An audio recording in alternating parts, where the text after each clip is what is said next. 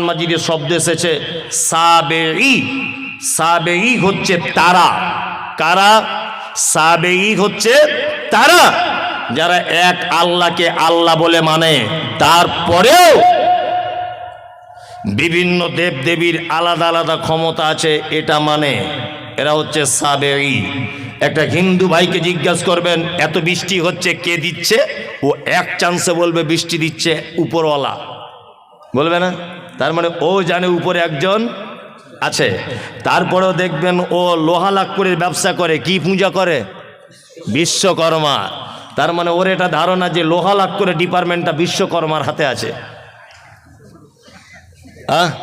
আর কলেজের স্টুডেন্ট, স্কুলের স্টুডেন্টরা কি পুজো করে? সরস্বতী। সরস্বতীকে বলা হয় বিদ্যার দেবী।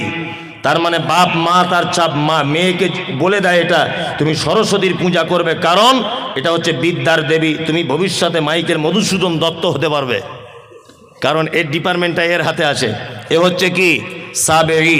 মুশরিককে মুহাম্মদ সাল্লাল্লাহু আলাইহি ওয়াসাল্লামকে বলা হচ্ছে আপনি জিজ্ঞাসা করুন তাদেরকে রাত এবং দিনের বিবর্তনের মালিককে।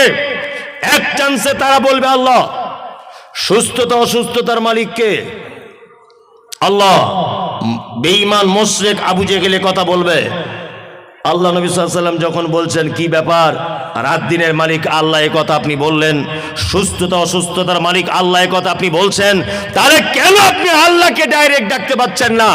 আবু জেহেল তখন বলছে মুহাম্মদ শোনো, বেশি ফটর ফটর করিও না, সব কিছুর মালিক আল্লাহ এটা আমি জানি, কিন্তু তোমার আল্লাহকে ডাইরেক্ট পাওয়া যাবে না। আল্লাহকে পেতে গেলে 360টা দেবদেবীর মাধ্যমে পেতে হবে। তার মানে বোঝা যায় যারা আল্লাহকে ডাইরেক্ট পাওয়া যাবে না এই ধারণা রাখে, আর 360টা দেবদেবীর মাধ্যমে আল্লাহকে পেতে হবে এই ধারণা যারা রাখে, এরা কি? মুশরিক। মুশরিক হিন্দুর ভিতরে নেই, খ্রিস্টানের ভিতরে মুশরিক নেই, কোন জাতির ভিতরে মুশরিক নেই। বর্তমানে মুশরিক গিজ গিজ গিজ গিজ গিজ গিজ করছে মাথার উকুনের মতো নামধারী মুসলিমদের ভিতরে। আজ পর্যন্ত পশ্চিম বাংলার কিছু মুসলমান তাদের দাবি আল্লাহকে ডাইরেক্ট পাওয়া যায় না, আমাদের হুজুরের মারফতে তবে আল্লাহকে পেতে হয়, দাবি নেই। এরা কি? মুশরিক।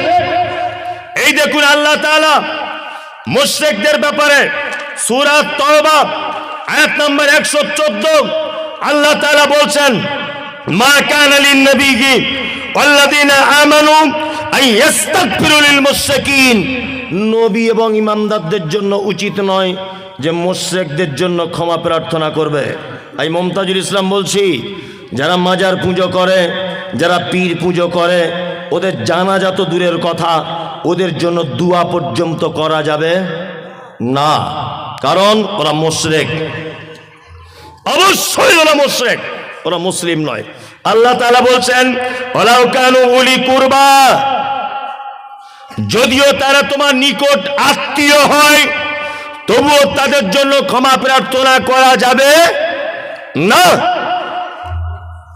আমাদের বেটা বেটিদের বিয়ে শাদী দেওয়া হচ্ছে না? হচ্ছে তো। বেটির বিয়ে ঘটক ছেলে দেখেছে, ঘটক সাহেব এসে বলছে ছেলে খুব ভালো, বলছে কি করে? বলছে স্কুল মাস্টার। মেয়ের বাপ তখন বলছে আলহামদুলিল্লাহ, আমি তো এরকম ছেলেই চাইছিলাম। তা আর একজন এসে তখন বলছে যে ঘটক সাহেব আবদুল্লাহ ভাই, তুমি বেটিটা যেখানে বিয়ে দিচ্ছ ওরা মাজার পূজারি গো, পীর পূজারি। তখন বলছে তোমাদের যত সব পীর ফই এইসব, ছেলে চাকরি করে সেটা আগে দেখো, তাই না? চাকরি করে সেটাকে দেখো। আল্লাহর ভাষা ওয়ালাউ কানু উলি কুরবা, মুশরিক, মাজার পূজারি, ঠাকুর পূজারি, এরা যদি তোমার নিকট আত্মীয় হয় তবুও তাদের সঙ্গে কোনো সম্পর্ক রাখা যাবে না। খুব সাবধানে থাকবেন। চলুন, এতক্ষণ পর্যন্ত খারাপ লোকেদের পরিচয় করিয়ে দিলাম, এবার আপনাদেরকে পরিচয় করিয়ে দিব ভালো মানুষের সঙ্গে, তার নাম মোমেন। যারা বসে আছেন মোমেন হতে চান সবাই সবাই ইনশাআল্লাহ।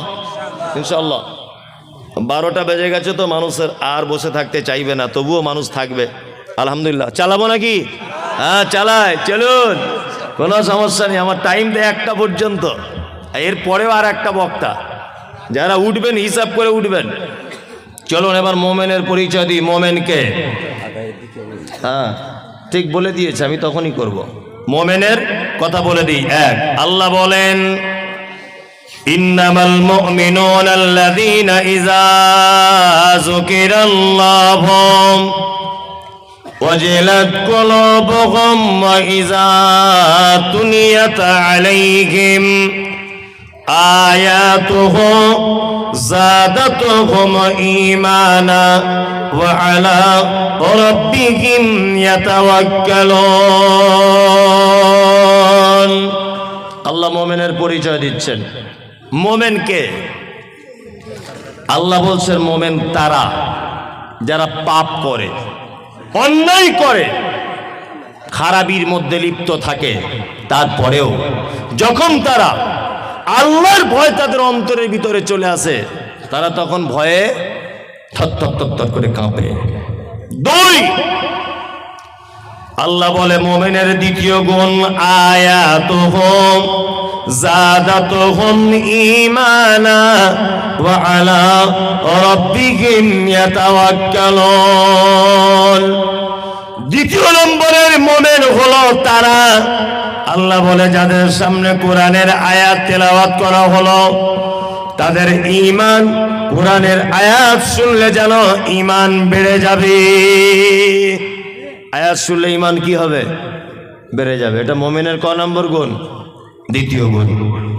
এখানে একটা মজাদার কথা বলে রাখছি, আপনার চোখে পানি চলে আসবে শুনলে। আচ্ছা, এখানে হাজি সাহেব কেউ আছেন?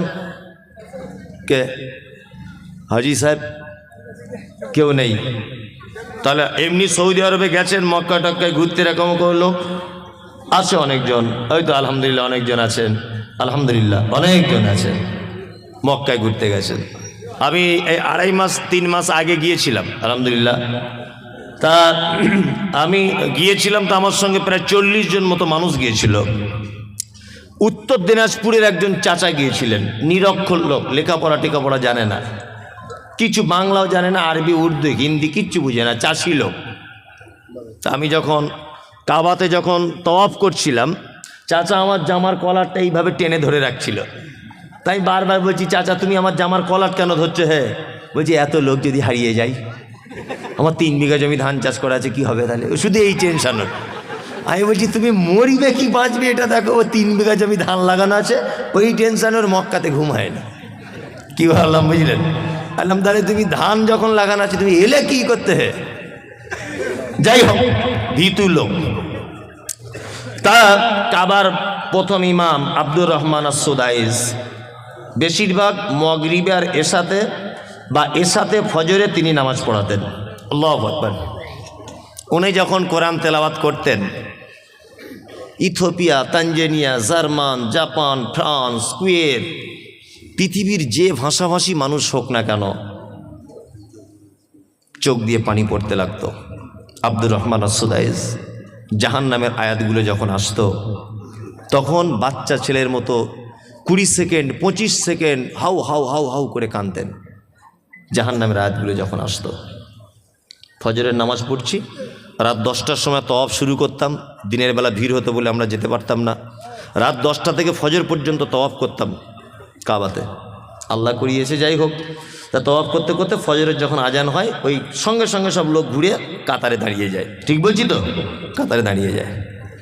আমি দাঁড়িয়ে আছি, আমার পাশে ওই যে উত্তর দিনাজপুরের চাচা দাঁড়িয়ে আছে। নামাজ শুরু হয়েছে, আল্লাহু আকবার। সবাই হাত বেঁধে দাঁড়িয়ে গেল।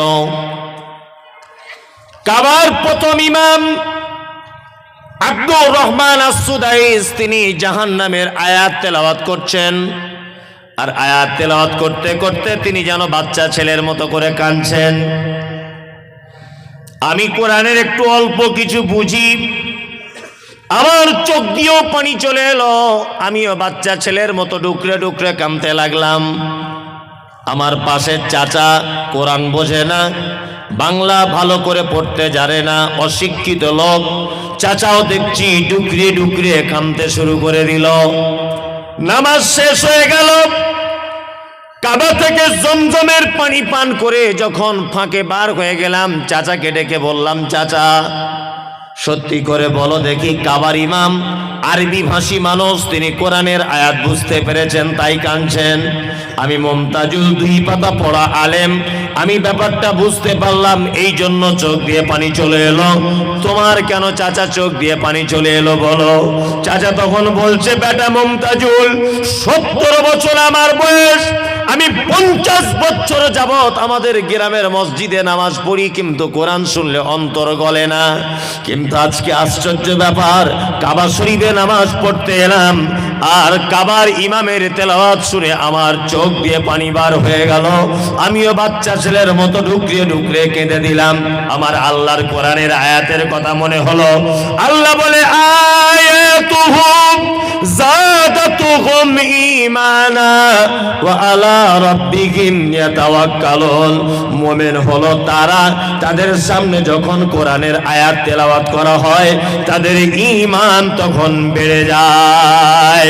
চাচা তুমি কোরআন জানো না, তুমি কোরআন পড়তে জানো না, কিন্তু তুমি 1 লক্ষ টাকা খরচা করে কাবায় চলে এসেছ, তোমার ঈমানের পরিপূর্ণতা লাভ করেছে, তোমার ঈমান কাজ করছে। ওই জন্য চাচা আমার গলা ধরে হাউ হাউ করে বলছে, কাঞ্চার বলছে, বেটা মুমতাজুল, তুমি আমার বেটার থেকে অল্প বয়সের, কিন্তু কোরআন শুনলে যে চোখ দিয়ে পানি চলে আসে, আজকে তার জ্বলন্ত প্রমাণ পেলাম। ওই জন্য বলি বন্ধু, টাকা দার্জিলিং এ গিয়ে নষ্ট না করে দিয়ে, গ্যাংটকে গিয়ে নষ্ট না করে, ওই আপনার সুন্দরবন বেড়াতে গিয়ে টাকা নষ্ট না করে, একবার অন্তত পক্ষে 80-90 হাজার টাকা খরচা করে কাবায় চলে যান, আপনার ঈমান বেড়ে যাবে। আল্লাহ বলছে, মুমিন তারাই তো মুমিন যাদের সামনে আমার কোরআন তেলাওয়াত করা হবে, ইমাম সাহেব তেলাওয়াত করবে, পিছনে মুসল্লি দাঁড়িয়ে থাকবে, আর তার ঈমান যেন আস্তে আস্তে করে বেড়ে যাবে। আমাদের ঈমান বাড়ে। ফজরের সময় 2টা আয়াত যদি ইমাম সাহেব বেশি করে যদি তেলাওয়াত করে দেয়, তা মুসল্লিরা ঝামেলা লেগে যায়, ঝামেলা লেগে যায় না, ঝামেলা লেগে যায়। আল্লাহ বলে, মুমিন তারা ওয়া আলা রাব্বিহিম ইয়াতাওয়াক্কালুন। মুমিনের 3 নম্বরের গুণ, খায়রিহি ওয়া শাররিহি মিনাল্লাহি তাআলা। মুমিন যা কিছু হবে আল্লাহর উপরে ভরসা করবে। মুমিন কার উপরে ভরসা করে? আল্লাহর উপরে। হায়াত মওতের মালিক কে? আল্লাহ। রুজির মালিক আল্লাহ। দোকান করেছে, ঈমান আছে তো? দোকান করেছে, দোকানের পিছনে দেখছি একটা তাবিজ ল্যামিনেশন করে টাঙানো আছে, তাই না? তা চাচা তোমার তাবিজ কি ব্যাপার? বলছে বেচাকেনে বরকত হবে। তাই বলছি কে দিয়েছে? বলছে আমাদের হেড মাওলানা দিয়েছে। বোঝানোর জন্য বলছি। তাই হেড মাওলানা যদি এত বরকতের তাবিজ দেওয়া শিখে গেছে, তা তাবিজটা নিজের কাছেই রাখতে পারে, এত বরকতের জিনিস বিচি দিলে কি করে? হ্যাঁ, ঈমান আছে তো? 4টে আংটি পড়েছে যুবক ছেলে, 4 রকমের কোয়ালিটির পাথর। এটা কি? বলছে বউ কথা শোনে না। এটা কিসের আংটি? বলছে ঘন ঘন পেচ্ছাপ হয়। এটা কিসের? বলছে বাপের বাড়ি বউ গেলে আসতে চায় না। আর এটা বলছে রাতে চমকে উঠি তাই। হযরত ওমরের নাম শুনেছেন? ওমর দামি মানুষ না? দামি মানুষ। পৃথিবীতে অনেক জিনিস আছে যেগুলো ডাইরেক্ট জান্নাত থেকে এসেছে, তার ভিতরে একটা হাজির আসওয়াদ, তাই না? যখন পৃথিবীতে আছে, এটা মুসলিম শরীফের হাদিস, তখন সাদা দুধের মতো ছিল পাথরটা।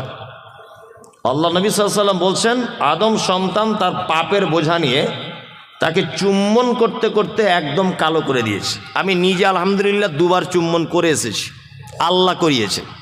খুব রিক্স চুম্বন করা, ওখানে মারাও যেতে পারে কোনো মানুষ, এত রিক্স। মানে আপনি হাঁড়ির মুখের মতো, তখন যখন মুখ ঢোকাবেন পিছন দিক দিয়ে 1,500 মানুষ আপনাকে চাপছে। এই 1,500 মানুষ বা 500 মানুষ, 1000 মানুষকে সামলে তবে চুমুটা খেতে হবে। ওই জন্য আমি বলি, আমাদের বাঙালিদের একটা বদ অভ্যাস, বুড়ো না হলে হজে যায় না। হজে বুড়ো বয়সে গেলে 10 পয়সাও দাম নাই, এমনি টাকা খরচাই হবে, ওর কিছুই করতে পারে না। ও না তওয়াফ করতে পারবে, চুমু খাওয়া তো দূরের কথা, না পাথর মারতে পারবে, ফ্যাল ফ্যাল করে তাকিয়ে থাকতে হবে। 5 লাখ টাকার জলে চলে গেল। যেতেই যদি হয় 35, 37, 38 বছরে যান, যেন দুজনকে যেন রুখে দেওয়া যায়। দক্ষিণ আফ্রিকার মেয়ে ছেলেগুলো তাদের যা বডি আর যা ধাক্কা মারছে, তারা আমার মতো 4টে পুরুষকে ফুটবলের মতো ছুঁড়ে ফেলে দেবে, এত ক্ষমতা তাদের গায়ে। আর এই লম্বা লম্বা মেয়েগুলো সব সুদানিরা, কালো কুচকুচ কুচকুচ করছে সুদানিরা, এই লম্বা লম্বা, তাদের চেহারা কি আমাদের বাঙালি 2-4 জন পুরুষ মানুষকে মেরে ফেলবে ঘুষি মেরে, এত ক্ষমতা তাদের গায়ে। আর এ বুড়ো বয়সে লাঠি নিয়ে হজ করতে যাচ্ছে, তুমি চান্স পাবে? এক গুঁতো মেরে তোমাকে ফেলে দিবে 4 হাত দূরে। ওই জন্য হজে যদি যেতে চান একটু ইয়ং বয়সে যাবেন। কি বললাম বুঝলেন? হাজির আসওয়াদ হযরত ওমর ফারুক রাদিয়াল্লাহু তাআলা আনহু মক্কায় চারিদিকে তাওয়াফ করছেন। হাজির আসওয়াদ যেখানে আছে ওই জায়গাটা হাজির আসওয়াদের দিকে আঙুল বাড়িয়ে দিয়ে বলছেন, হাজির আসওয়াদ, তুমি একটা পাথর, তুমি মানুষের কোনো উপকার করতে পারো না। আমি কোশ্চেন কালেও তোমাকে চুম্বন করতাম না, শুধু তোমাকে চুম্বন করব বা করছি এই কারণে মুহাম্মদ সাল্লাল্লাহু আলাইহি ওয়াসাল্লাম চুম্বন করেছিলেন। তাই হাজির আসওয়াদ জান্নাতের পাথর, মানুষের কোনো উপকার ক্ষতি করতে পারে না। আর এ 4 রকমের আংটি পরে আছে, আংটি পরে বলছে 4 রকমের কাজ হবে। কি বললাম বুঝতে পারছেন? 4 রকমের। কলকাতা একটা অ্যাড্রেস দিচ্ছি, ওখানে চলে যাবেন। নাখোদা মসজিদ নাম শুনেছেন? চিতপুরে নাখোদা মসজিদের মেন গেটে ঢোকার সময় দেখবেন ওই পাথর বিক্রি হয়, বস্তাতে রাখা আছে, আর কুকুরে পেচ্ছাপ করছে। 40 টাকা 50 টাকা কেজি, 40-50 টাকা কেজি দরে পাথর কিনে আনছে, এনে বহরমপুরে ওই বাটিতে বাটিতে সাজিয়ে আম গাছের শিকড়, কলা গাছের শিকড়, জাম গাছের শিকড় পাশাপাশি রেখে ভাঙা মাইক নিয়ে বিক্রি করছে। আর বলছে আফ্রিকা কঙ্গো জঙ্গল সে লেকে আয়ে হ্যায় জড়িবুটি। তোমার বইয়ের ছেলে হয় না, পাথর নিয়ে যাও, ছেলে হবে। MBBS ডাক্তার ওর বইয়ের ছেলে করতে পারলো না, আর কুকুরে পেচ্ছাপ করে পাথর ওর বইয়ের ছেলে করে দিবে। তারা 2024 সালে এত বোকা লোক বাস করে, হ্যাঁ? আর পাথর পড়ে আছে কে না? স্কুলের হেডমাস্টার। মনে মনে ভাবি যে আল্লাহ গরুর পেটে কেন সব গোবর দিলে? হেডমাস্টারের মাথাতেও কিছু দিতে পারতে হালকা। ওর মাথায় মগজ আছে? বিচারপতি বিচার করে কোর্ট থেকে বার হয়ে জড়িবুটি কিনেছে ওর বইয়ের ছেলে হবে বলে। কত বড় গাধাও! ওর কপালে কিছু জোটেনি বলে ভাঙা মাইকের ফোন নিয়ে বসে আছে, ফুটপাতে তাবিজ কবজ বিক্রি করছে, চালাকি চিটিংবাজ। কি বললাম বুঝলেন? কাজী নজরুলের ভাষা কি? কাজী নজরুল বলেছেন, ওরে পীর ফকিরের কথা যদি সত্য হতো, তারা কেন ভিক ভেঙে ফুটপাতে খেত? তাদের কথা যদি সব হবে, হাত দেখে যদি সব বলে দিবে, তা ফুটপাতে তারা কেন বসে আছে? আছে না? আল্লাহু আকবার। এলেম বাজার মাদ্রাসায় তখন পড়ি, এলেম বাজার নাম শুনেছেন বীরভূমের?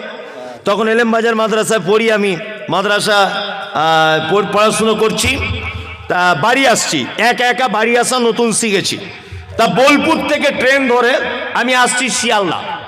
তা শিয়ালদা স্টেশনে নেমে প্ল্যাটফর্ম থেকে বার হয়েছি, দেখছি একটা লোক খাঁচার ভিতরে টিয়া পাখি নিয়ে বসে আছে। তা আমার ছোটবেলা থেকে জানকারির ব্যাপারে খুব ইচ্ছা। তা গিয়ে বলছি, চাচা তোমার টিয়া পাখিতে কি আছে হে? বলছে টিয়া পাখি হাত দেখে বলে দিবে তুমি কার সাথে কি করছো না করছো, সব মনের কথা। বলছি তাহলে হলে হতেও পারে। ক টাকা নিবে? বলছে 3 টাকা। আজ থেকে 20-25 বছর আগে বলছি, তখনকার 3 টাকা মানে সাংঘাতিক ব্যাপার। তা আমি তখন সেরেক বেদাত এটা বুঝতাম না, মাদ্রাসার ছাত্র, তখন তো খুব বদমায়েশ। আমি তাহলে একবার আমারটা হাত দেখে বলে দাও তো কি করছে একবার। তখন তো ফোন টোন ছিল না, তখন এত বড় চিটিংবাজ হাতটা দেখে বলছে, তো সাংঘাতিক ব্যাপার। আমি যে কী ব্যাপার? বলছে তুমি যাকে ভালোবাসো সে তো প্রায় চলে আসার টাইম হয়ে গেছে। আমি বলছি শালা ওইটাই তো আমি চাইছি, যাকে ভালোবাসি সে আমার বাড়ি আসুক, আর মাদ্রাসায় পড়বো না, বেশ মজা করে থাকবো দুজনে মিলে, মনে মনে ভাবছি আর কি। তাই বলছি তাহলে বাবা কি করা যাবে? কি করা যাবে? বলছে এমন একটা তাবিজ দিয়ে দেবো 10 টাকা দাম, এমন করে দিব না এক জানলা ভেঙে চলে আসবে তোমার বাড়ি, কেউ আটকে রাখতে পারবে না। মনে মনে ভাবছি তো ওইটাই তো আমার দরকার, ওকে পেয়ে গেলেই তো আমার পড়াশোনা সব শেষ, সংসারে লেগে যাব। তখন অত বুঝি না তো ভালো মন্দ। তো 10 টাকা দিয়ে সত্যি কথা বলতে মাল নিয়েছি। এবারে আগে সে সুইচওয়ালা ফোন ছিল, তখন তো ফোন টোন ছিল না, সে টাটার এরকম বাক্স ফোন ছিল আগেকার দিনে, তাই না? এখন ওই ফোন থেকে মাঝে সাঝে ওকে ফোন টোন করা হতো আর কি। আগে তবু রিং হচ্ছিল, এখন মোটি রিংও হয় না, সুইচ অফ। তা মাথা খুব খারাপ যে আগে তবু তাবিজের আগে তবু ফোন টোন হচ্ছিল না, আলাদা ব্যাপার, এখন তো ফোনের রিংও পাচ্ছে না। তাই আমি মনে মনে খুব মনটা খারাপ যে আসছে না, শুধু বাড়িতে ভাত টাত খাচ্ছি না, আমার মা বলছে ভাত খেলে না, খাবো না, আমি তো অপেক্ষা করছি কখন আসবে আর কি, কিন্তু আসছে না। মাদ্রাসায় ফের যখন ফিরে যাচ্ছি আর কি, যে ওকে ধরবো, আর মাদ্রাসায় পড়া ছেলে ও তো জানে না, কঠিন খাতারনাক। আরও যারা মাদ্রাসায় অর্ধেক পরে ছেড়ে দিয়েছে, এরা এই রাস্তা দিয়ে চললে ইবলিশ শয়তান 13 কিলোমিটার দূর দিয়ে যায়। যে হাফ মাদ্রাসায় পড়ে ছেড়ে দিয়েছে, ও যদি এই রাস্তা দিয়ে হাঁটে পুলিন্দার, তো ইবলিশ শয়তান 13-14 কিলোমিটার দূরে চলে যাবে, যে ওরে বাবা সাংঘাতিক, আমার থেকে বড় আসছে, ও ধারে পাশে যাওয়া যাবে না। আর মাদ্রাসার ছেলেরা বদমাশ হওয়ার কারণ আছে, সব খারাপ মালগুলোতে এক জায়গায় থাকে, আর ভালো মাল সব আলামিন মিশনে পড়ছে, বুঝলেন না? বাড়িতে টিকতে পারছে না, কলা চুরি, এর পুকুরের মাছ চুরি সহ্য করতে পারছে না, চল মাদ্রাসায় পুলিন্দায় দিয়ায়, হেড মৌলবি তুই এখন বোঝ যা পারবি কর। ঘটনা তাই না? তাই আমি তো ভুক্তভোগী, আমি তো মাদ্রাসা চালাচ্ছি, আমি জানি কি বলবো আপনাকে। তা যাই হোক, তা যাবার সময় তো লোকটাকে বলছি, চাচা কাকা সে ওই দিন তাবিজ দিলে কই এলো না তো। চিটিংবাজদের কি হয় দেখুন, আবার বলছে দেখি হাতটা দেখি, তা হাতটা দেখে এরকম করে বলছে এ তো কঠিন ব্যাপার। যে কী ব্যাপার, ঘটনা কি? বলছে এই যে দাগটা বেঁকে গেছে না এইদিকে, আমি হ্যাঁ বেঁকে গেছে, তো কী হলো? বলছে আগের দিন তো বেঁকা ছিল না, আজকে বেঁকে গেল কি করে? বলছে আমি যা এখানে দেখতে পাচ্ছি হাত দেখে, আগের দিনে তোমায় তাবিজ দিয়ে আমি ওকে বার করতে চাইলাম, ওর মা দেখতে পাচ্ছি কোথাও আবার 150 টাকার তাবিজ দিয়ে আটকে রাখার তাবিজ করেছে। এ শালা দুটো তাবিজে মারামারি লেগে গেছে, যার দাম বেশি তার কাজ বেশি। ওই জন্য তুমি যদি 250 টাকার তাবিজ কেনো, তাহলে এবার আসার চান্স আছে। তখন আমি ভাবছি পাক্কা চিটিং মাছ, মাদ্রাসায় পড়া ছেলে। আমি ওকে বলছি তাহলে আমার কাছে তো 250 টাকা নেই, তা যে 10-20 টাকা আমার আব্বা দিয়েছে মাদ্রাসায় যাওয়ার জন্য, এক কাজ করি লটারির টিকিট কাটি, 50,000 টাকা ফার্স্ট প্রাইজ কোন নাম্বারে পড়বে একটু দেখে বলে দেন, ওইটা কাটবো।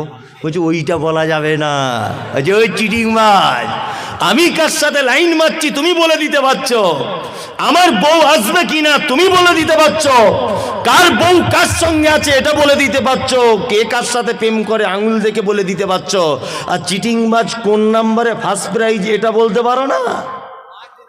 হ্যাঁ, তার মানে এই যে কাজী নজরুলের কথা ঠিক, পীর ফকিরের কথা যদি সত্য হতো, ফুটপাতে তারা কেন ভিক ভেঙে খেত? হ্যাঁ, লটারির টিকিট বিক্রি করছে আর বলছে এইটা পড়ে যাওয়ার চান্স আছে। তাই আমি বলছি হারাম করে পড়ে যাওয়ার চান্স আছে, 1 কোটি টাকা ফার্স্ট প্রাইজ, তুই ওটা বাড়িতে রেখে দে, তুই কেন বিক্রি করছিস? তুই বাড়িতে রাখ। আল্লাহ বলেন ইয়াতাওয়াক্কালুন, মোমেন তারা সর্ব ব্যাপারে ভরসা রাখবে কার উপরে? আল্লাহর উপরে। খাওয়া হোক না হোক, বন্যা হয়ে যাক, খরা হোক, বিপদে পড়ুক, সুস্থ থাকুক, অসুস্থ হয়ে থাকুক, এক কথায় বোঝা যায় যাবতীয় ব্যাপারে মোমেন কার উপরে ভরসা করবে? আল্লাহর উপরে। আল্লাহ তারপরে বলেন আল্লাযীনা ইউকিমুনাস সালাত, আর মোমেন তারা যারা সালাত আদায় করবে, নামাজ পড়বে। 5 ওয়াক্ত নামাজ পড়েন তো? পড়ছেন? কারা কারা পড়ছেন দেখি, তাহলে চোর ধরা পড়বে। কারা কারা পড়ছেন সবাই হাত তুলুন, তাহলে চোর সব ধরা পড়ে যাবে। নামাজ পড়ুন, নামাজ পড়ুন। কি বললাম বুঝলেন? নামাজটা পড়ুন। জি চলুন। আল্লাহ তারপরে বলেন আল্লাযীনা ইউকিমুনাস সালাতা ওয়া মিম্মা রাযাকনাহুম ইউনফিকুন। মুমিনের 5 নম্বরের গুণ, ওরাই হলো মুমিন যাদেরকে আমি আল্লাহ রুজি দিয়েছি, সেই রুজি থেকে তারা মাদ্রাসা মসজিদ মুক্ত অসহায় গরিব দুস্থ মানুষদের মাঝখানে দান করে দেয়। কি বললাম বুঝলেন? মোমেনের 5 নম্বরের গুণ কি? মোমেন দান করে। এখানে একটা কথা বলে দিই, একটা বাংলায় প্রবাদ আছে, ভ্যাক না করলে ভিক মেলে না, আছে না? আমার আদায়কারী বক্তব্য রেখেছে, কমিটি আমাকে আবার এখানে বসে বসে বলছে একটু বলুন, আর আমাকে মাদ্রাসায় পড়িয়ে দিয়ে এসেছে 1.5 ঘন্টা বক্তব্য, আর লাস্টে একটু দেখবেন। মাদ্রাসাটা এইভাবেই চলে। তা আপনারা উঠে যাচ্ছেন কেন? আমি তো এখনও বক্তব্য রাখবো, কেউ পালাবেন না। আমি জানি আদায়ের কথা বললে মোটামুটি ওর অ্যালার্জি শুরু হয়ে যায় আর কি। তারপরেও বলছি অ্যালার্জি করিয়ে লাভ নেই। আমি চমৎকার চমৎকার একটা হাদিস এখন শোনাবো সহিহ বুখারী থেকে। যারা বসে আছেন এইদিকে ফিরুন। আচ্ছা, নবীকে কেউ চোখে দেখেছেন? কিয়ামতের দিনে যেন একটু নবীর সাথে দেখা হয়, এই আশা কার কার আছে? তুলুন। এই যে ভ্যাক না করলে ভিক মেলে না। এই গ্রামের একটা ছেলে এই গ্রামে ভিক্ষা করে, পুলিন্দা গ্রামে। তার প্রতিদিন 1.5 কেজি 2 কেজি করে চাল হয়। আর সারগাছির একটা মেয়ে ভিক্ষা করতে আসে এই গ্রামে, তার প্রতিদিন চাল হয় 15-20 কেজি। গ্রামের ছেলেটা মনে মনে ভাবছে, আমি পুলিন্দার বেটা, আমার ভিক দেয় না কেউ, 1.5 কেজি 2 কেজি হয়। আর ও সারগাছি থেকে আসে টোটো গাড়ি করে, ওর 20 কেজি এটা হয় কি করে? নিশ্চয়ই ভিক করার কোনো ক্যাপাসিটি আছে, দেখবো কেমন করে ভিক চায়। সারগাছি থেকে মেয়েটা এলো টোটো গাড়ি করে পুলিন্দা গ্রামে দুপুর 12টার সময়। মাস্টার আব্দুল্লাহর দরজার সামনে দাঁড়িয়ে মেয়েটা বলছে, আমি নবীর বেটি ফতেমা, বাড়ি আমার মদিনা, ভিক নাকি দিলে তোরা জান্নাত পাবি না। ছেলেটা তখন বলছে, ওরে চিটিংবাজ, নবীর বেটি বলছি রে। মেয়েদের মন খুব নরম, নরম না? ওরা দেখবেন ডিম পাড়া মুরগি মরে গেলেও যেমন কাঁদে, ওর বাপ মরে গেলেও তেমন কাঁদে। ওদের মন এত নরম, তাই না? তা আব্দুল্লাহর বউ বলছে, ওরে দুপুরবেলাতে এখন নবীর বেটি বলে কে কথা বলছে? হলে হতেও পারে, হয়তো রূপ সেজে এসেছে। মেয়েদের মন তো এরকম হয় না? ছেলেটা, গ্রামের ছেলেটা ভাবছে, কি ব্যাপারে নবীর বেটির নামে চাল তুলছে, দানা তোরও 12টা বাজাচ্ছি। মেয়েটা আর একটা বাড়ি গেল, গিয়ে বলছে, আমি নবীর বেটি ফতেমা, বাড়ি আমার মদিনা, ভিক নাকি দিলে তোরা জান্নাত পাবি না। বাড়ির বউটা ভাবছে, নবীর বেটি বলছে, হলে হতেও পারে, দে 1.5 কেজি চাল মেরে দে। 1.5 কেজি চাল দিয়ে দিলে ওর দেখা যাচ্ছে 20-25 কেজি হয়ে গেল। ফতেমার স্বামীর নাম কি ছিল? হযরত আলী। মেয়েটা আর একটা বাড়িতে গেল, গিয়ে বলছে, আমি নবীর বেটি ফতেমা, বাড়ি আমার মদিনা, ভিক নাকি দিলে তোরা জান্নাত পাবি না। এই গ্রামের ছেলেটারা সহ্য হলো না, মেয়েটার পাছনে আস্তে আস্তে করে দাঁড়িয়ে গিয়ে বলছে, আমি হলাম হযরতে আলী, এতদিন তুই কোথায় ছিলি? তোর প্রেমেতে পাগল আমি, আজকে তোকে ছাড়ব না। তুই যদি ফতেমা হবি, আমি তোর বর স্বামী, স্বামী স্ত্রী ব্যাপার, চাল যা হবে হাফ হাফ করে লেলে, মারামারি লেগে গেছে, কঠিন মারামারি চলছে, বুঝলেন? স্বামী স্ত্রী ব্যাপার। তার মানে বোঝা যায় ভ্যাক না করলে ভিক মেলে না।